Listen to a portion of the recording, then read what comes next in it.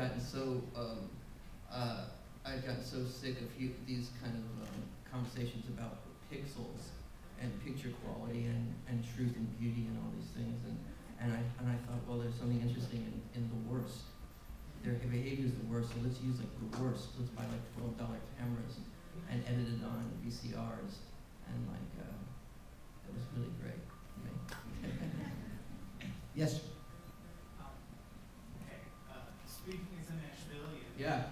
I wanted to give some respect to the film just because it creates this like horrifying, iconic vision of the underbelly of Nashville. And I like that. I like that a room full of New York press is like horrified by the underbelly of the city. And I wanted to ask if any of that had anything to do with sort of some of the scary stuff that's been going on in local legislation. Like you can take guns into bars now. It seems like our state legislature is like trying to turn the state into a frontier town. I was wondering if that informed the sort of like chaos at the heart of this. And the other thing I wanted to ask was, were any fires set during the course of this because somebody set my backyard on fire? The time frame sort of It's possible. Two questions. Is the film responding to any of the recent changes in local Nashville or Tennessee politics in that, new rules that allow guns to go into bars and things like that? Is it responding to anything that's actually going on? Number two, did you light this gentleman's backyard on fire? Backyard, I'm not sure it's possible. No, I didn't have it. I wasn't thinking about any of that. I know what you're talking about, though. There's some crazy rules that they, but no, I wasn't really thinking about that. I was just thinking that more that this is a place that I grew up in, characters that I kind of I was scared of and horrified by and excited by, and I don't know what it is. I just felt like I wanted to try to tap into that. Maybe you could say this is a horror film, or you could make an argument that it's a comedy. I don't really know, but it was something that I wanted the film to be pure kind of emotion. I think all your films, or most of them that I've seen, have something where it's almost as if you scratch through the surface, whatever this violence comes out, which is a very American theme, I think. Yeah, definitely.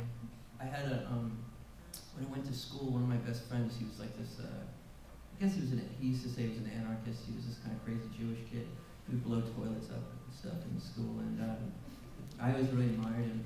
And he dedicated himself very early on in his life to cheating. And like, basically, I remember him telling me that like he wanted to go to Harvard, he wanted to go to Ivy School, but he wanted to do it only through cheating. And he said, I'll get the same grade as her, and pointed to like this girl who studied really hard. And he said, but I'll put in the same time, but I'm gonna do it through cheating. And he did, and I thought that was incredible. I think actually now he's a senator. It's true, really. But the reason I said this is because the characters here, I think, things are reversed, and they want to. I feel like that these characters wanted to transcend evil in some ways and turn it into kind of poetry, and so it's a world like the way that he wanted to cheat to succeed, and he did. They want to only do evil and make it somewhat maybe beautiful, or to kind of make it transcendent. Let's see, yes, gentlemen. James, yeah. I'm this sort of style and approach to filmmaking is something I think you may have started or been leading into with your awarded project, Fight Harm. Yeah. And I'm wondering if you can talk about that project a little and about how maybe it led into this, or if you see a connection between the two, or if you see them as pretty much separate projects. The question is the connection between an unrealized project of Harmony Korine, Fight Harm, in which he was having to fight for strangers, I think. Yeah. And this film, which seems like that earlier film is leading up stylistically to this. Yeah, I mean, I don't know. It's weird. I can't really separate any of the movies, really. I think they're all, from the very beginning, the idea from even when I was a kid and I was making movies, the idea was that all these films are kind of very, you could even make an argument, they're all very imperfect, and in some ways there's mistakes in them. And I used to even say they were mistakes films, because I never cared about making say, I never cared about making perfect, like, neat movies. I never cared about making films with that kind of, with those types of plots and that kind of structure. From a very early age, I thought, and I still feel the same way. Even when I was a kid, I feel like there's something inherently dishonest in that, and routine and boring. And so, like I said, I don't even know if what you watched is what you would consider a film, but it's like the rest of the movies. I always wanted my films to be taken as a whole, as a body of work, as a kind of maybe as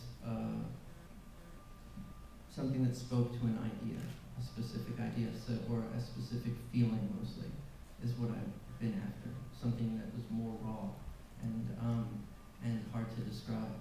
And so, a movie like Fight Harm, and for those of you who don't know, it's a movie that I tried to make like 10, 12 years ago, where I would provoke people to beat me up, basically. And I wanted to fight. I had this dream of fighting every demographic. So like one day you would fight I don't know, like some huge Greek guy, and the next day I would fight a lesbian, and then it'd go on until I fought every great demographic.